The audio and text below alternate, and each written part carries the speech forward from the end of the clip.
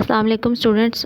आज का जो हमारा टॉपिक है वो है ऑल इंडिया मुस्लिम लीग। लेकिन इससे पहले हम थोड़ा सा पीछे उसके बैकग्राउंड को डिस्कस करेंगे कि जिस तरह से मैंने आपको बताया कि 1857 की जंग आज़ादी के बाद मुस्लिम्स की कंडीशन बहुत ज़्यादा मिजरेबल हो चुकी थी सब कॉन्टिनेंट में।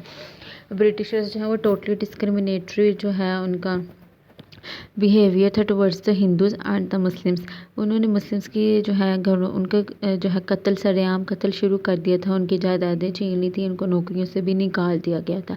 तो ये सारी चीज़ें जो उस टाइम पे बहुत ज़्यादा मुस्लिम्स को अपसेट किया हुआ था, उनकी कंडीशन बहुत मिजरेबल थी। लेकिन इस मिजरेबल कंडीशन में भी जो है सैयद अहमद ख़ान ने उस टाइम पर जो है अपनी अलीगढ़ मूवमेंट स्टार्ट की और मुस्लिम्स को जो है उनके राइट्स के लिए जो है लड़ने के लिए, उनको अवेयर करने के लिए जो है बाकायदा डिफरेंट इंस्टीट्यूट्स एजुकेशनल इंस्टीट्यूट्स बनाए, फिर डिफरेंट साइंटिफिक सोसाइटी लाइक बनाई और इस तरह की चीज़ें ये सारी उन्होंने की ताकि मुस्लिम्स जो हैं वो अपनी एजुकेशन पे फोकस करें, ताकि उनको अपनी अवेयरनेस हो राइट्स के बारे में, पॉलिटिक्स के बारे में, ताकि वो बाद में अपने राइट्स के लिए खड़े हो सकें। तो ये उनका पर्पस था सब कुछ करने का। उसके बाद 1985 में जो है फर्स्ट पॉलिटिकल पार्टी जो है वो सब कॉन्टिनेंट की फॉर्म में जो कि क्या थी, कांग्रेस, इंडियन नेशनल कांग्रेस। वो 1985 में मिस्टर ए.ओ. ह्यूम जो थे वो ब्रिटिशर्स थे, उन्होंने इस पॉलिटिकल पार्टी की बुनियाद रखी थी ताकि जो यहाँ के सब कॉन्टिनेंट के लोग हैं वो अपनी डिमांड्स को जो है वो गवर्नमेंट तक पहुँचा सके। ये पार्टी इसलिए बनाई थी। लेकिन इस पार्टी में जो है सबसे ज़्यादा मेन मसला क्या था, वो ये था कि इसमें मेजॉरिटी तो थी वो हिंदूज़ की थी और ये पार्टी सिर्फ़ और सिर्फ हिंदूज़ के इंटरेस्ट के लिए काम करती थी, मुस्लिम्स के इंटरेस्ट के लिए काम बिल्कुल भी नहीं करती थी। लेकिन उस टाइम पे वैसे भी सर सैयद अहमद ख़ान ने जो है वो मुसलमानों को कहा था कि अभी वो एजिटेशनल पॉलिटिक्स से दूर रहें, ये झगड़े की पॉलिटिक्स है, इससे अभी दूर रहें, इसमें जाके भी कोई फ़ायदा नहीं, क्योंकि अभी सिर्फ़ और सिर्फ अपना सारा का सारा फोकस जो है अपनी एजुकेशन पे करें। ठीक है, उस टाइम पे एजुकेशन उनके लिए बहुत ज़रूरी थी ताकि उनको जो है वो अवेयरनेस मिल सके, ताकि वो पॉलिटिकली, सोशली, इकोनॉमिकली अवेयरनेस आए, फिर वो अपने राइट्स के लिए लड़ें। उस टाइम पे जो है सर सैयद अहमद ख़ान ने जो है इसीलिए मुसलमानों को पॉलिटिक्स से दूर रहने का मशवरा भी दिया और जो है उनको सारा जो है उनके फोकस कहाँ पे, उन्होंने कहा कि आप एजुकेशन पे लगाएं, तालीम हासिल करें, मेरिट पे जॉब्स हासिल करें और फिर अपने राइट्स के लिए लड़ें। तो इस वजह से जो है वो फिर सर सैयद की कोशिशों से जो है मुस्लिम्स ने एजुकेशन हासिल की, अपनी अवेयरनेस आहिस्ता आहिस्ता उनको आने लग गई। उसके बाद फिर कुछ इंसिडेंट ऐसे हुए कि जिसकी वजह से मुस्लिम्स ने अब कहा कि नहीं, अब हमें अपनी एक पॉलिटिकल पार्टी जो है वो बना लेनी चाहिए, क्योंकि कांग्रेस जो है वो टोटली उनके इंटरेस्ट को जो है वो इग्नोर कर रही है मुस्लिम्स के, वो सिर्फ और सिर्फ हिंदूज़ के इंटरेस्ट के लिए काम कर रही है। वो हिंदू मेजॉरिटी जो है वो पार्टी है वो मुस्लिम्स के लिए काम नहीं करती, वो बिल्कुल हिंदुओं की जमात होकर रह गई। इसलिए मुसलमानों को अपनी एक सियासी जमात, एक पॉलिटिकल पार्टी की ज़रूरत है जो उनके इंटरेस्ट के लिए काम करे, जो उनकी डिमांड्स को गवर्नमेंट तक पहुंचाए। ठीक है, उस टाइम पे 1905 में एक इंसिडेंट हुआ था जो कि पार्टीशन ऑफ बंगाल का। 1905 में बंगाल की पार्टीशन का फ़ैसला जो है वो ब्रिटिश गवर्नमेंट ने किया था, क्योंकि बंगाल एक बहुत बड़ा प्रोविंस था, तो इसको इतने बड़े प्रोविंस को एक एडमिनिस्ट्रेटिव यूनिट के थ्रू जो है वो रन करना बहुत मुश्किल था। इसलिए उन्होंने ईस्ट बंगाल और वेस्ट बंगाल में जो है उसको डिवाइड करने का फ़ैसला किया। अब इस पार्टीशन से ज़्यादा फ़ायदा जो है वो मुस्लिम्स को हो रहा था, क्योंकि ईस्ट पाकिस्तान में मुस्लिम्स में जो ईस्ट बंगाल के अंदर मुस्लिम्स मेजॉरिटी में थे, तो उस टाइम पर अगर वो बन जाता तो वहाँ पे गवर्नमेंट भी मुस्लिम्स की बन जाती, वहाँ पर उनके ज़्यादा होल्ड ऑन होता मुस्लिम्स का और उनकी हालत भी बेहतर हो जाती, जो कि पहले बहुत ज़्यादा ख़राब थी। तो हिंदूज़ ऐसा नहीं चाहते थे, क्योंकि उन्हें पता था कि रिसोर्सेज भी डिवाइड हो जाएंगे, इट एंड एवरीथिंग। तो उस टाइम पे उन्होंने जो है इसकी एनलमेंट को जो टोटली जो है वो अपोज़ किया था, उसकी मुखालफत की थी कि किसी भी तरह से बंगाल की पार्टीशन जो है वो नहीं होंगे। तो 1905 में ये बंगाल की पार्टीशन जो है वो होना, तो इस टाइम पे भी जो है कांग्रेस टोटली हिंदूज़ को सपोर्ट करी थी, वो भी जो है बंगाल की पार्टीशन को अपोज़ कर रही थी। ये सारी चीज़ें जो हैं वो डिफरेंट इंसिडेंट्स जो थे वो इस बात के लिए कि वो जो कांग्रेस है वो सिर्फ़ और सिर्फ हिंदूज़ की पार्टी है, मुस्लिम्स की पार्टी नहीं है। इस वजह से जो है फिर आहिस्ता आहिस्ता जो है मुस्लिम्स ने सोचना शुरू किया और फिर 1906 में ढाका के मुकाम पर, दिसंबर 1906 में ढाका के मुकाम पे जो है ऑल इंडिया मुस्लिम लीग जो है वो बनाई गई थी, जो कि मुसलमानों की वाहिद नुमाइंदा जमात थी बरसगीर के अंदर। और इसी जो है मुस्लिम लीग की लीडरशिप के अंडर जो है हम लोगों ने पाकिस्तान को हासिल किया था। ठीक है, तो ये थोड़ा सा बैकग्राउंड था। आगे जो रीजंस हैं वो हम बाकायदा तौर पे थोड़ा डिटेल में आगे हम उनको स्टडी करेंगे। तो सबसे पहले इंट्रोडक्शन में वो यही कह रहे हैं कि after the creation of Indian National Congress and its time as representative party of the people of the Indian सब कॉन्टिनेंट, कि सिर्फ एक ही पार्टी थी कांग्रेस की और उस टाइम पे वही एक रिप्रेजेंटेटिव पार्टी भी समझी जाती थी ऑल सब कॉन्टिनेंट की, इंडियन सब कॉन्टिनेंट के सब लोगों के। लेकिन फिर आहिस्ता आहिस्ता महसूस किया गया कि ये अनबायस्ड, न्यूट्रल नहीं है। और from very start of its existence the Congress has shown clear its interest to safeguard the rights of Hindus. ठीक है, और वो बिल्कुल स्टार्ट से ही जो है वो किसके हिंदूज़ के राइट्स को ही प्रोटेक्ट कर रहे थे, मुस्लिम्स के राइट्स को बिल्कुल ही इग्नोर कर रहे थे, उनके इंटरेस्ट को इग्नोर कर रहे थे। सो उस टाइम पे ये सारी चीज़ें जो है वो सब ने फील की। और some of the Congress leaders adopted a revolutionary policy to establish Hindu raj in the subcontinent under the guise of national movement. ठीक है, फिर आहिस्ता आहिस्ता जो है कुछ लीडर्स जो थे कांग्रेस के, उन्होंने बाकायदा तौर पे जो है वो डिफरेंट मूवमेंट्स चलाई और कुछ इस तरह की रेवोल्यूशनरी पॉलिसीज़ को अडॉप्ट किया कि इंडिया के अंदर जो है वो हिंदू राज आ जाए आहिस्ता आहिस्ता। वो भी एक नेशनल मूवमेंट जो है वो चलाना चाहिए कि सब कॉन्टिनेंट के अंदर, ताकि ब्रिटिशर्स यहाँ से जाएँ तो यहाँ पे हिंदू राज आ जाए, क्योंकि वो जब जाएँ तो हुकूमत जो है वो हिंदुओं के हैंड ओवर करके जाए, सारी पावर जो है वो हिंदुओं को दे दी जाए। सो इस टाइम पे मतलब वही कि कांग्रेस टोटली जो है वो हिंदुओं के लिए काम करी थी। मुस्लिम्स के इंटरेस्ट और मुस्लिम्स के राइट्स को वो टोटली इग्नोर कर रहे थे। और इवन के वो चाहते थे कि अगर ब्रिटिशर्स यहाँ से जाएँ तो उसके बाद गवर्नमेंट की पूरी रिस्पॉन्सिबिलिटी और पावर और जो एडमिनिस्ट्रेशन है वो सब के सब हिंदुओं के हैंड ओवर कर जाएँ। सो इसी वजह से जो है, और सर सैयद अहमद ख़ान की प्रेडिक्शन भी जो है वो सच हो गई थी। वही बात है कि Hindus and Muslims are two different nations who have failed, who have different ideologies. ठीक है, कि वो दोनों टोटली डिफरेंट नेशंस हैं और वो डिफरेंट आइडियोलॉजी जो है वो रखते हैं और बिल्कुल डिफरेंटली जो है वो काम करेंगे। सो ये सारी चीज़ें जो हैं वो उस टाइम पे सर सैयद की प्रेडिक्शन को भी सच कर रही थी कि वे दोनों कभी भी साथ नहीं रह सकते। हमारी आइडियोलॉजी, हमारी सिविलाइजेशन, हमारा culture, language, religion, traditions, values सब कुछ डिफरेंट है। हम लोग कभी भी इकट्ठे एक साथ नहीं रह सकते। हमारी आइडियोलॉजीज़ डिफरेंट है, हर चीज़ हम कभी भी जो है वो नहीं रह सकते। फिर इसी तरह से जो है उस टाइम पे जो मुस्लिम्स ऑफ इंडिया थे वो greatly disappointed by the anti Muslim stance that the Congress seem to have adopted. और फिर जो एंटी मुस्लिम स्टांस और पॉलिसीज़ जो है वो हिंदुओं ने जब अडॉप्ट करना शुरू की तो वो मुसलमानों को जो है वो बहुत ज़्यादा मायूसी हुई, वो बहुत ज़्यादा डिसअपॉइंट हुए इन सब चीज़ों से। और ये इवेंट्स थे लाइक पार्टीशन ऑफ बंगाल, जो भी बताया कि टोटली अपोज कर रही थी कांग्रेस के जो है बंगाल की पार्टीशन नहीं होगी। फिर दैन उर्दू हिंदी कंट्रोवर्सी जो है उसने भी मुस्लिम्स की डिज़ायर को और ज़्यादा स्ट्रेंथन किया कि अब हमें पॉलिटिकली जो है वो इकट्ठे होने और हमें एक अलग जो है अपने आप को एक सेपरेट कम्युनिटी जो है वो जो है ना कि सिर्फ ज़ाहिर करना है बल्कि बनना भी है, खुद को ऑर्गेनाइज करना है। और फिर then the birth of All India Muslim League at Dhaka on 30 December 1906 came as expression of that desire. और इसी को कि हम मुस्लिम जो है वो अलग कम्युनिटी हैं, हम लोग कभी भी हिंदू और मुसलमान एक नहीं हैं, दोनों अलग अलग कौम में हैं। तो इस वजह से फिर उन्होंने बाकायदा अपनी एक अलग जो है वो सियासी जमात बनाने का जो है वो फ़ैसला किया और बल्कि उसको बाकायदा तौर पे कायम भी किया। और इसी जो है मुस्लिम लीग के प्लेटफॉर्म पे ही तमाम मुसलमानों ने इकट्ठे होकर अपनी 30-40 साल की स्ट्रगल के बाद जो है वो बाकायदा तौर पे जो है अपना एक अलग मुल्क जो है वो हासिल किया। ठीक है, तो अब जी रीज़न्स क्या रीज़न्स थी कि जो है मुस्लिम लीग की फॉर्मेशन या उसकी इस्टेब्लिशमेंट में जो है वो बाकायदा तौर पे जो है वो काम आई, या लोगों ने बहुत ज़्यादा इसको जो है वो फ़ील किया मुसलमानों ने और अपनी अलग जमात बनाने का फ़ैसला किया। वो क्या वजूहात थी, क्या रीज़न्स थी जी। फर्स्ट रीज़न जो है जी, indifferent attitude of Congress towards the Muslims. Again वही बात जो मैंने स्टार्ट से की कि जब 1985 में ही जब कांग्रेस बनी थी तो सून आफ्टर इट्स इस्टेब्लिशमेंट उन्होंने जो है वो मुस्लिम इंटरेस्ट को इग्नोर करना शुरू कर दिया। उनका बिहेवियर जो है वो मुस्लिम्स की तरफ अच्छा नहीं था, उनका एटीट्यूड जो है वो डिफरेंट था। वो ज़्यादातर वहाँ पे डोमिनेंट थे हिंदूज़, ठीक है, इसलिए वो ज़्यादातर हिंदुओं के लिए ही काम कर रहे थे और उनके इंटरेस्ट ऑलवेज़ जो है वो मुस्लिम के इंटरेस्ट के ऑपोजिट ही रहे थे। कि मुस्लिम्स अगर कहते थे सेपरेट इलेक्टोरेट का राइट मिलना चाहिए तो कांग्रेस जो है वो जॉइंट इलेक्टोरेट के राइट को जो है वो सपोर्ट करती थी।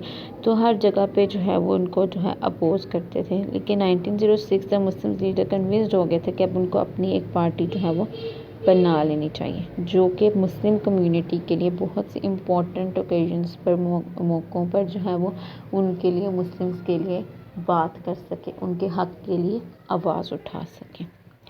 एक रीज़न ये थी कि कांग्रेस जो है वो टोटली मुस्लिम्स के इंटरेस्ट को इग्नोर कर रही थी, जिसकी वजह से उनको बाकायदा तौर पे जो है ये पॉलिटिकल पार्टी जो है वो मुस्लिम लीग बनानी पड़ी।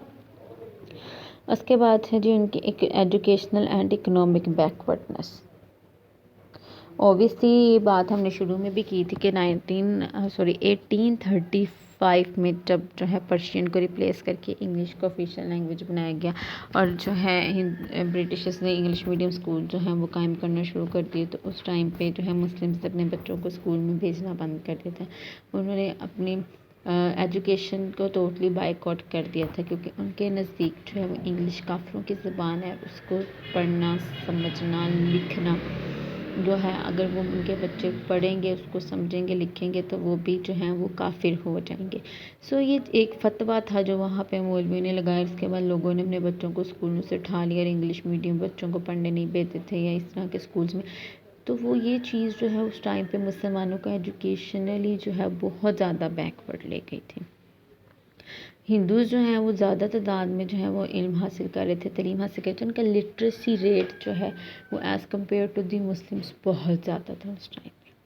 उसकी रीज़न यही थी कि वो डिफरेंट जो है हमारी थोड़ी रिलीजियस अप्रोच जो थी वो बहुत कंजर्वेटिवली कुछ मौलवियों की वजह से हो रही थी। लेकिन फिर आहिस्ता आहिस्ता सैयद अहमद ख़ान जैसे लोगों ने जो लिबरल थे, थोड़े ओपन माइंडेड थे, उन्होंने आहिस्ता आहिस्ता समझाने की कोशिश की और लोगों को कन्विंस किया और एजुकेशन की तरफ लेके कुछ डिफरेंट इंस्टीट्यूट्स जो हैं वो कायम किए कि ये मुसलमानों के इदारे हैं, यहाँ पे अंग्रेज़ी सिर्फ एक हद तक पढ़ाई जाएगी, आप अपने बच्चों को आने दें। फिर डिफरेंट बुक्स जो थी इंग्लिश की उनकी ट्रांसलेशन उर्दू में की गई ताकि वो वहाँ से जो है वो चीज़ों को पढ़ सकें अगर वो इंग्लिश नहीं पढ़ सकते। ये सारी चीज़ें थी जो उस टाइम पे मुस्लिम्स को जो है वो एजुकेशनली बैकवर्ड लेकर आई थी। तो मुस्लिम्स बहुत पीछे थे हिंदूज़ के लिए एजुकेशन में भी और इकोनॉमिक प्रोसेस में भी। ओबियसली बताया कि मुसलमानों को 1857 की जंग से उनकी जायदादें जो हैं वो ज़ब्त कर ली गई थी, उनको नौकरियों से निकाल दिया गया था। तो ये सारी चीज़ें जो इनको इकोनॉमिकली भी बहुत ज़्यादा बैकवर्ड ले गई थी। इकोनॉमिक कंडीशन जो मुस्लिम्स की बहुत ज़्यादा ख़राब थी। मेरिट पे जॉब की बात होती थी तो ओबियसली हिंदू ज़्यादा पढ़े लिखे थे, तो वो भी सारी की सारी जॉब्स हिंदूज़ को मिल जाती थी, मुस्लिम्स को नहीं मिलती थी। ये सारी चीज़ें जो हैं इन कंडीशंस को देखते हैं एजुकेशनल इकोनॉमिक को कि हमें इनको भी अपग्रेड करना है। तो वो इसी तरह से अपग्रेड होगी कि सेपरेट मुस्लिम ऑर्गेनाइजेशन एक होगी जो मुस्लिम्स की विशेज़ को रिप्रेजेंट करेगी, तो ही हम अपने हक़ के लिए लड़ेंगे और एजुकेशनली भी हम लोग डिवेलप करेंगे और इकोनॉमिक कंडीशंस भी हमारी जो है वो आहिस्ता आहिस्ता डिवेलप होंगी। ऑब्वियसली जब एजुकेशन आएगी तो आपको मेरिट पे जॉब्स भी उस टाइम पे मिलेंगी और आप अपने राइट्स के लिए भी अवेयर होंगे। आप गवर्नमेंट के साथ भी जो है वो इजीली बात कर सकते हैं अपने राइट्स की भी। ठीक है, तो ये थी सेकंड रीज़न जी। थर्ड रीज़न जो थी वो है उर्दू हिंदी कंट्रोवर्सी। उर्दू हिंदी कंट्रोवर्सी हम लोगों ने जो है वो सैयद अहमद ख़ान जो लास्ट लेक्चर था उसमें भी हम लोगों ने इसको देखा था कि उर्दू हिंदी कंट्रोवर्सी जो है वो हिंदू ने शुरू की थी कि उर्दू की जगह जो है हिंदी को ऑफिशियल लैंग्वेज किया जाए इन देवनागरी स्क्रिप्ट। हिंदी की भी डिफरेंट स्क्रिप्ट्स हैं, उसमें से एक देवनागरी स्क्रिप्ट को उन्होंने कहा कि इसका ऑफिशियल लैंग्वेज के तौर पे जो यूज़ किया जाएगा हम उर्दू को यूज़ नहीं करेंगे। और उस टाइम पे एंथनी मैकडोनल्ड जो है वो गवर्नर थे यूपी के Uttar Pradesh, it's province of India, और उस टाइम पे ओबियसली वो सब कॉन्टिनेंट का हिस्सा था। तो उन्होंने ऑब्वियस बाकायदा तौर पे जो है ऑफिस में से उर्दू को जो है पब्लिक ऑफिस में से रिमूव करके वाकई जो है वो इसकी मंजूरी दे दी कि अब हिंदी लैंग्वेज को यूज़ करेंगे। और कांग्रेस भी क्लियरली जो है वो हिंदी को सपोर्ट कर रही थी और इस मूवमेंट को भी। उर्दू के ख़िलाफ़ जो मूवमेंट जारी थी उसको सपोर्ट कर रहे थे। सो कोई उस टाइम पे भी कोई ऐसी पॉलिटिकल पार्टी जो थी वो नहीं थी जो कि बाकायदा तौर पे उर्दू को सपोर्ट करती। सो इस वजह से भी मुस्लिम्स को एक पॉलिटिकल पार्टी की जो है वो एक कमी महसूस हुई और उन्होंने महसूस किया कि हमारे पास एक ओबियसली एक पॉलिटिकल पार्टी, मुस्लिम पॉलिटिकल पार्टी होनी चाहिए जो मुस्लिम्स के राइट्स के लिए, अगेन वही के राइट के लिए लड़े। मुस्लिम के ख़िलाफ़ कोई मूवमेंट है तो उसको जो है उसके ख़िलाफ़ खड़ी हो सके, हर जगह पे मुस्लिम्स को सपोर्ट कर सके। तो उस टाइम पे उर्दू हिंदी कंट्रोवर्सी जो 1867 में बनारस से स्टार्ट हुई थी, यूपी का ही शहर था बनारस, वहाँ से स्टार्ट हुई थी। और उस टाइम पे वहाँ के गवर्नर ने भी और फिर मुस्लिम लीग ने भी हिंदुओं का साथ दिया था और उर्दू की मुखालफत करना जो है वो शुरू कर दी थी। तो उस टाइम पे हमारे पास कोई पॉलिटिकल पार्टी नहीं थी कि जो हमें सपोर्ट कर पाती। सो इस वजह से जो है हमने बाकायदा तौर पे उर्दू हिंदी कंट्रोवर्सी के बाद भी जो है ये सारी चीज़ें महसूस करने की कोशिश की कि हमें अपनी जमात की जो है वो बहुत ज़्यादा ज़रूरत है, मुस्लिम पॉलिटिकल पार्टी की जो मुस्लिम्स की लैंग्वेज के लिए भी लड़ सकें। जी, then the next is Minto, the evolution of Minto Morley reform.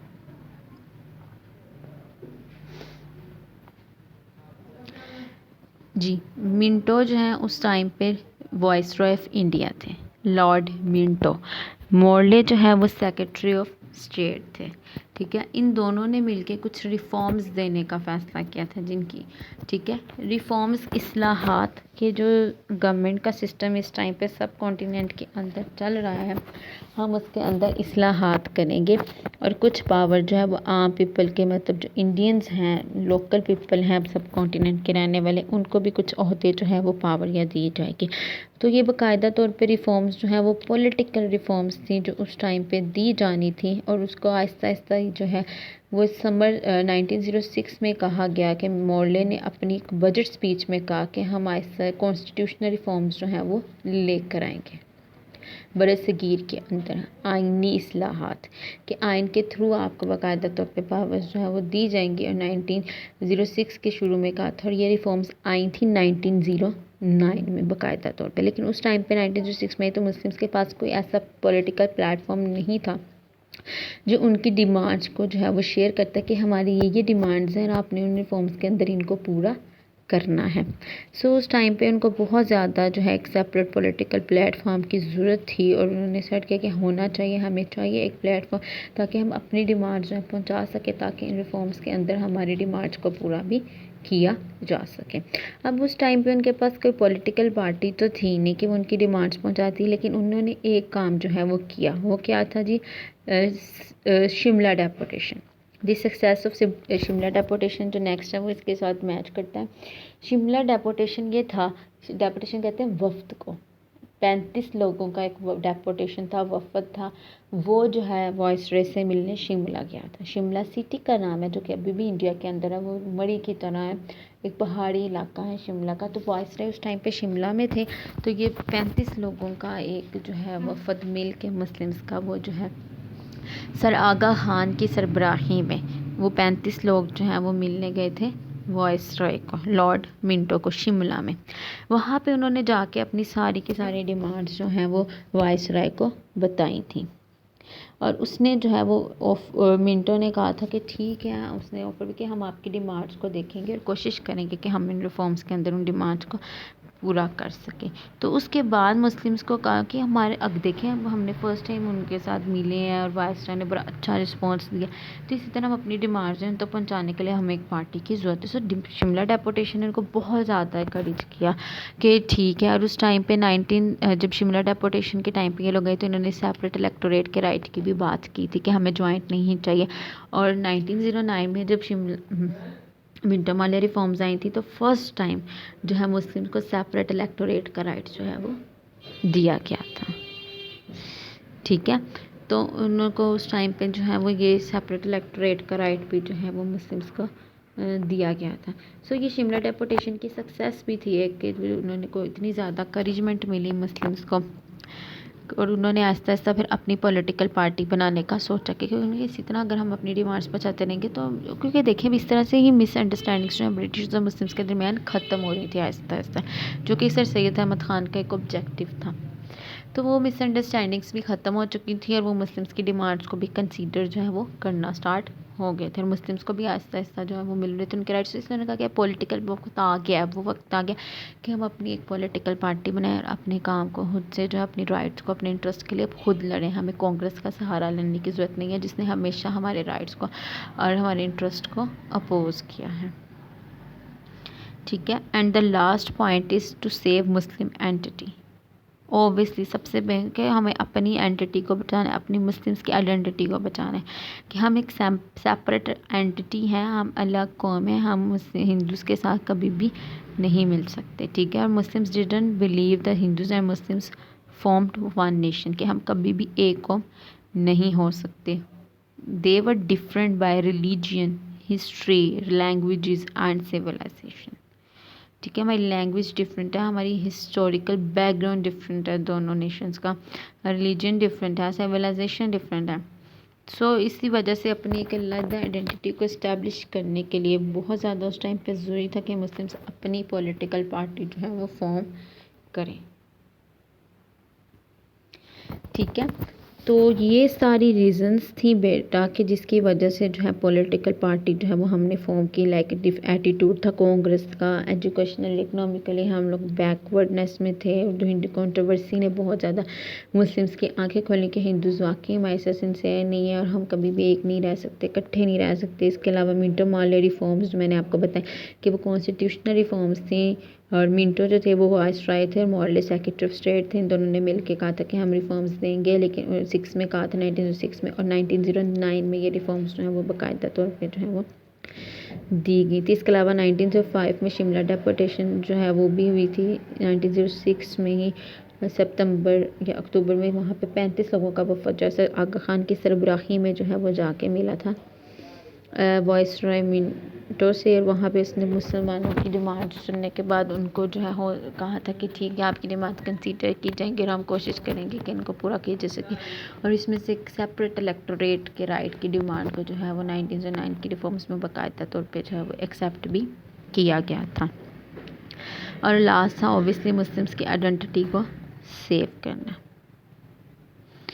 तो वो शिमला डेपुटेशन के बाद जब ये सब लोग मिले तो इन्होंने कहा कि हमें एक नवाब सलीमुल्लाह ख़ान ढाका में जहाँ उनके वहाँ पे एक बाकायदा तौर पे एक सेशन कॉल किया गया था।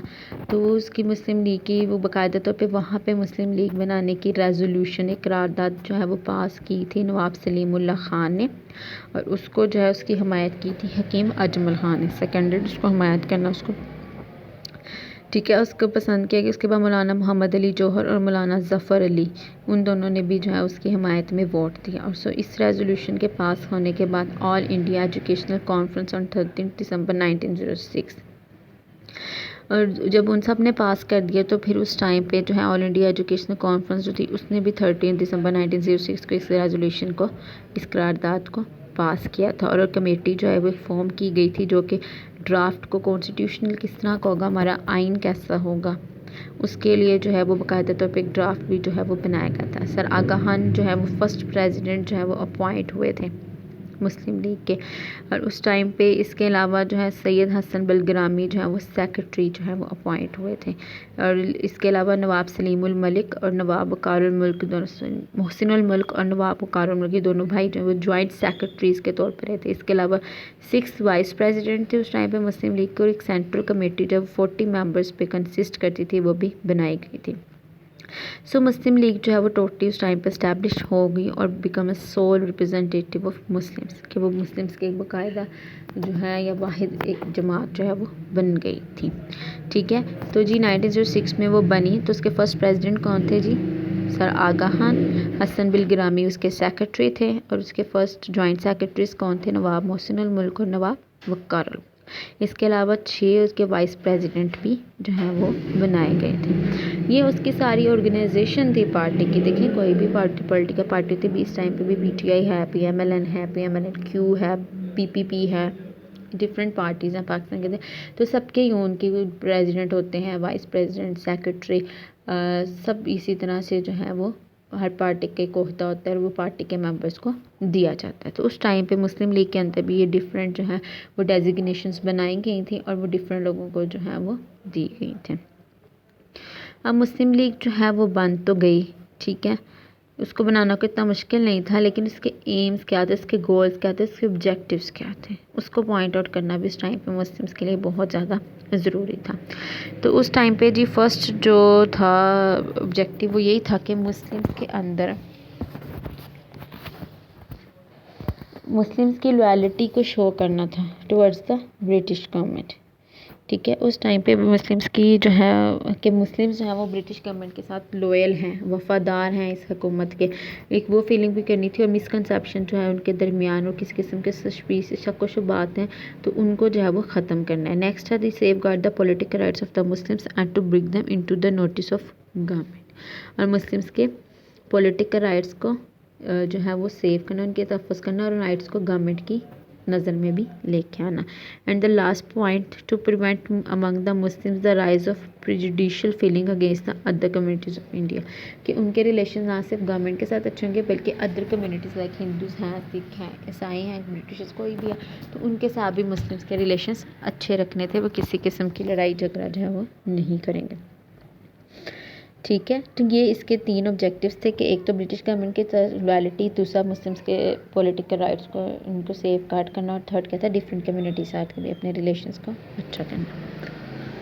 उसके बाद इंडिया मुस्लिम लीग का फर्स्ट सेशन जो है वो हर सालाना जो उसका इजलास होता था उसका फर्स्ट सेशन 1907 में 29 दिसंबर को जो है बाकायदा तौर पर कराची में बुलाया गया था और उस सेशन को प्रिजाइड किया था आदम जी ने, ठीक है। उसके बाद आहिस्ता आहिस्ता जो है वो मुस्लिम लीग जो है कंसीडर करने लगी। In the beginning that all India Muslim League would not achieve considerable success without winning the British public opinion to its side। और फिर आहिस्ता आहिस्ता मुस्लिम्स ने कहा कि ठीक है पॉलिटिकल पार्टी बना ली हमारी डिमांड्स का, लेकिन एक पार्टी जितनी जब तक स्ट्रॉन्ग नहीं होती तब तक गवर्नमेंट भी उसकी बात अच्छे से नहीं सुनती। उनका कि वो पार्टी तो बन गई है लेकिन अब उन्हें फील हो रहा है कि हमें इतनी ज़्यादा सक्सेस तब तक नहीं मिलेगी जब तक हम ब्रिटिश पब्लिक ओपिनियन को या ब्रिटिश का पब्लिक ओपिनियन हमारी साइड पे नहीं आएगा, तब तक हमें ब्रिटिशर्स की हिमायत हासिल होगी। सो इसीलिए सैयद अमीर अली ने जो है मुस्लिम लीग की एक ब्रांच बाकायदा तौर पे जो है वो लंदन में कायम की, ठीक है। ब्रिटिशर्स की गवर्नमेंट थी सब कॉन्टिनेंट के अंदर और ब्रिटेन का जो बाकायदा तौर पे उनका कैपिटल को है लंदन में, ठीक है, उनका कैपिटल लंदन है। तो उस टाइम पे फिर एक ब्रांच जो है वो लंदन में भी बनाएगी और सैयद अमीर अली जो है उस टाइम पे वो लंदन के प्रेसिडेंट थे उस ब्रांच के।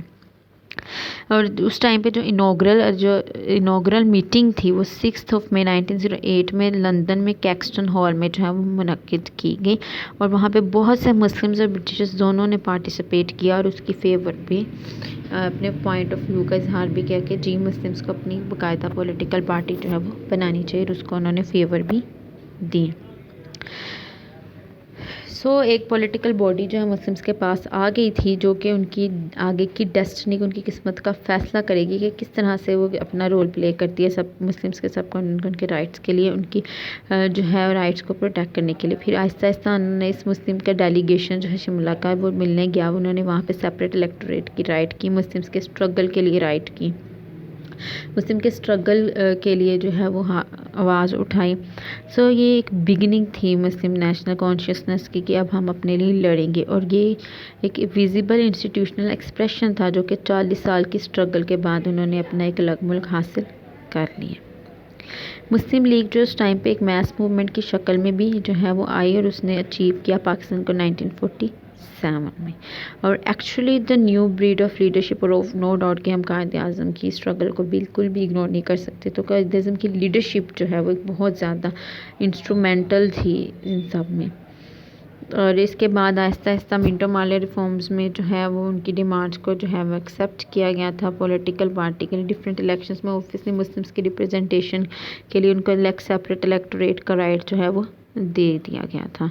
सो मुस्लिम्स और हिंदूज़ ऑब्वियसली इस राइट से ही फ़ायदा मतलब ये साबित हो जाता था कि मुस्लिम्स और हिंदूज़ जो हैं वो दोनों अलग अलग हैं, वो दोनों कभी भी इकट्ठे नहीं थे और वो कभी भी मुस्लिम्स के राइट्स के लिए नहीं लड़ सकते थे। इसलिए उनको अलग इलेक्शंस के अंदर जो है वो सेपरेट इलेक्टोरेट का राइट देना ही जो है वो एक 2 नेशन थ्योरी को जो है वो सपोर्ट करना था कि दोनों डिफरेंट नेशंस हैं, डिफरेंट उनकी हिस्ट्री है, लैंग्वेज है, सिविलाइजेशन है, रिलीजन है, ईच एंड एवरीथिंग जो है उनका डिफरेंट है और दोनों कम्युनिटीज़ फ्यूचर में कभी भी साथ जो है वो नहीं रह सकती। सो मुस्लिम्स की इस टाइम पे जो है उनकी डेस्टिनी सेफ हो गई थी कि उनको पॉलिटिकली फिर जो है आहिस्ता आहिस्ता उन्होंने पाकिस्तान को हासिल किया।